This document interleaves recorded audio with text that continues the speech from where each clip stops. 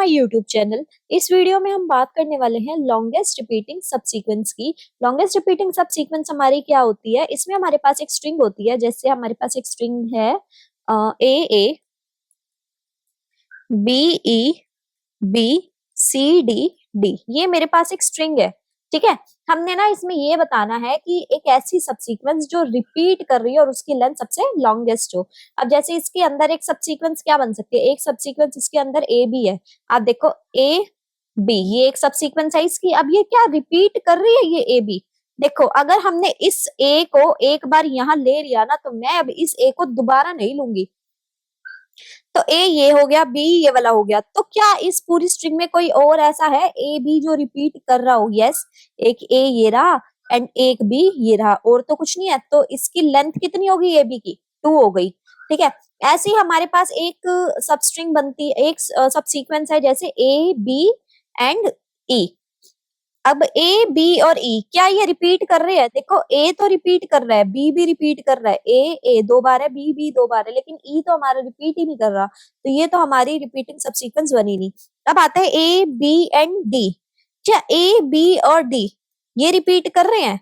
देखो ए एक बार ले लिया, बी एक बार ले लिया, डी एक बार ले लिया। अब ये वाला ए ले लिया, ये वाला बी ले लिया, ये वाला डी ले लिया, ये तो रिपीट कर रहे हैं। तो इसकी लेंथ कितनी होगी? 3। एंड यही हमारी लॉन्गेस्ट रिपीटिंग सबसीक्वेंस है। ए बी डी, इसकी लेंथ क्या है? 3 है। तो हमारा जो आउटपुट आएगा वो हमारा क्या आएगा? 3 आएगा आउटपुट में। अब इस क्वेश्चन को सॉल्व कैसे करें? आपको क्या ये थोड़ा थोड़ा जैसे सबसीक्वेंस है, तो इसमें इतना तो पता लग गया होगा कि ये इसमें क्या यूज होने वाला है, हमारा एलसीएस हमारा यूज होने वाला है। अब एलसीएस इसके अंदर देखो कैसे यूज होगा। जैसे मेरे पास एक स्ट्रिंग थी, मैं इसको इरेज कर रही हूँ। जैसे मेरे पास था A A B E B C D D, मैंने क्या करा, ऐसी ही एक और स्ट्रिंग ले ली। ठीक है, A A same B E B C D D. अब आप एक बात बताओ, अगर ये ए इसके साथ मैच कर रहा है तो यानी कि ये क्या हो गया, ये तो सेम हो गया।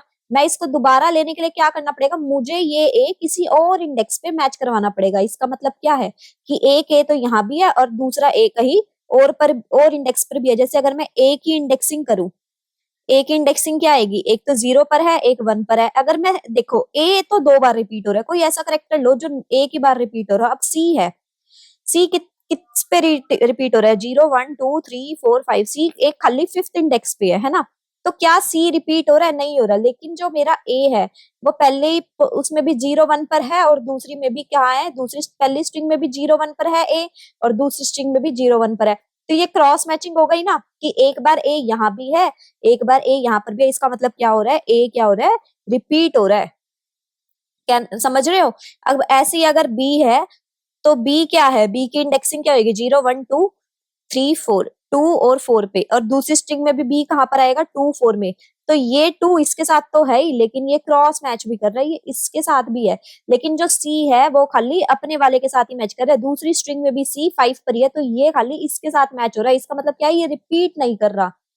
तो अब हमने करे, तो जो कोड हमारा एलसीएस का है ना, उसी में ही हल्की सी एक वेरिएशन आएगी। हमारा एलसीएस का कोड हम क्या लिखते थे, मैं एक छोटा सा यहाँ पर वो लिख रही हूँ कि अगर मेरी, अब आपको ये तो पता लग गया कि स्ट्रिंग इसके अंदर एक ही यूज होगी, तो मैं str1 str2 नहीं यूज करूंगी, खाली एक ही स्ट्रिंग यूज करूंगी, क्योंकि दोनों सेम है। str dot char at i minus 1 equal to str dot char at j minus 1। ठीक है, ये है हमारे पास। और मैं यहाँ पर क्या करती हूँ, मैं यहाँ पर क्या लिखती हूँ, 1 प्लस एलसीएस चला देती हूँ किस पे, स्ट्रिंग 1 या स्ट्रिंग 2। मैं खाली एसटीआर लिखूंगी क्योंकि एक ही स्ट्रिंग है मेरे पास एसटीआर पे, और वो लेंथ है उसकी एक ही लेंथ आएगी यहाँ पर, वैसे भी क्योंकि सेम है ना लेंथ। तो हम ये रिटर्न करते हैं, है ना। हम क्या करते हैं, हम ये रिटर्न करते हैं। और एल्स में हम क्या करते हैं, वरना हम क्या करते हैं, मैथ डॉट मैक्स,